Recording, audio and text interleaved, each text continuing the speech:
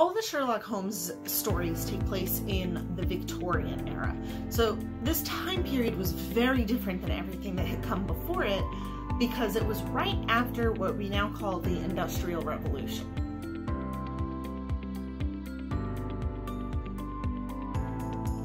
Basically, the Industrial Revolution is when coal-powered factories and trains and electricity all became really popular and normal to see around town. And so this caused a big shift from a much more agricultural society to a much more industrial one. So this means that instead of people living on farms, in rural and country areas, a lot of people are moving in towards the cities to work in the factories. To the Victorian era. So the Victorian era follows the reign of Queen Victoria of England.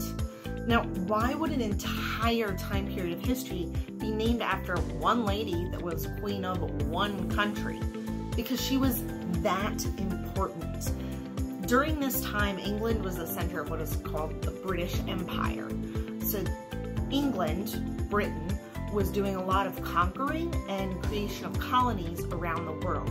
And the United States started out as one of these colonies and had already gotten its independence before Queen Victoria came into power. But the British Empire was still really active in a lot of places and it was still expanding. Historians tend to describe this time period in a really simple sentence. The sun never sets on the British Empire. The British Empire was all up in other people's businesses all around the globe.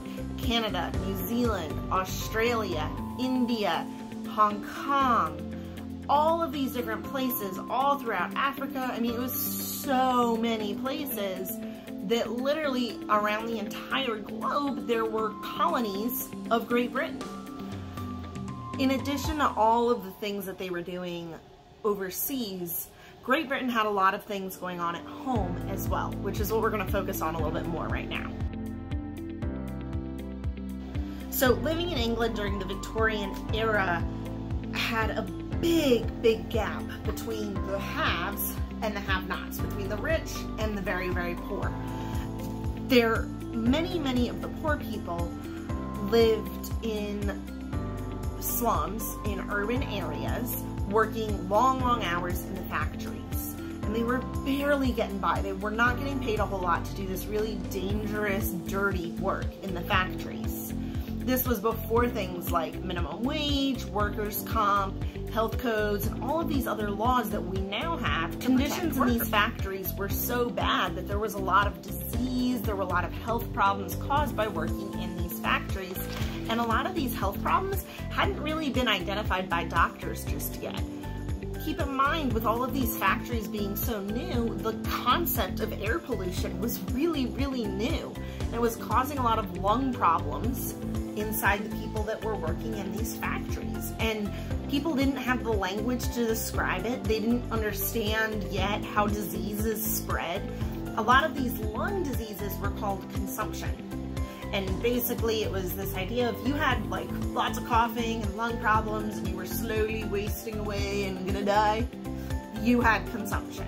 What we now know is that that was usually tuberculosis-based diseases, which if that's something you're interested in learning more about, go do that, but it's really gross, so I'm not gonna do it here. If you were so poor that you couldn't pay your bills and you got into too much debt, right now, today, if you got into too much debt, you'd have to declare bankruptcy, you'd have to pay fines, it's a really big deal. But then, if you went bankrupt, you had too many debts, you would be sent to what's called the workhouse.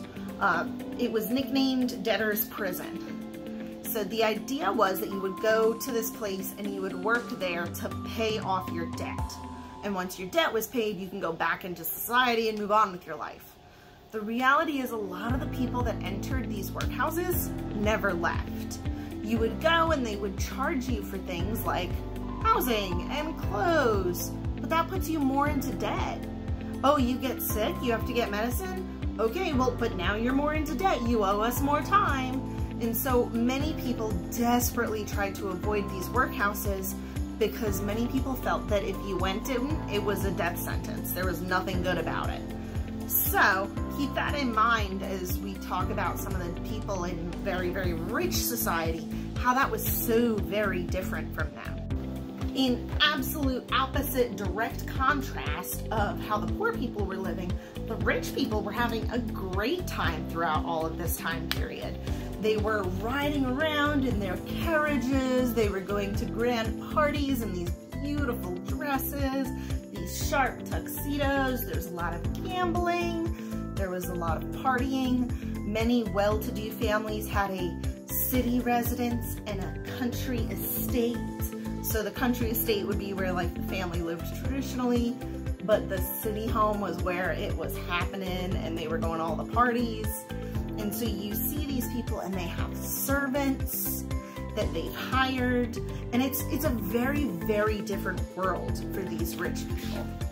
These servants that they've hired are going to be cooking, they're going to be cleaning, they're going to go do the grocery shopping, and basically do anything else that their employer asks them to do. Being a servant in a household was actually a better gig than working in the factories. It was cleaner, it was safer, but there were many more rules, right? And these people would be usually living in the house or on the property so that they could be available whenever their employer needed them. And so you would see like servants' quarters tucked in the corner of attics, or you'd see them like tucked behind the stables. And so you'd see them hidden in lots of other places. Within the servants, there was a very strong power structure.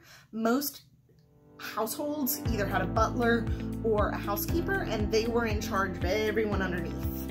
And so these would be, so you'd have the employers, the big boss, and then you'd have the butler or the housekeeper would be like the manager, and then you have all the other servants underneath them.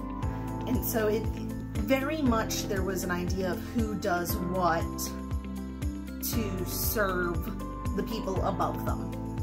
And it's a very different way of living today. Now it would be super strange if like, oh yeah, Sally lives in my attic, she's my servant. Like, that sounds sketchy as all get out, right? But that's not how it was during that time period. So it's important to remember that the Victorian era is very different from the time that we're living in now, and this historical context, I hope, is really going to help you as we move forward. Let me know if you have any questions. Talk to you later. Bye!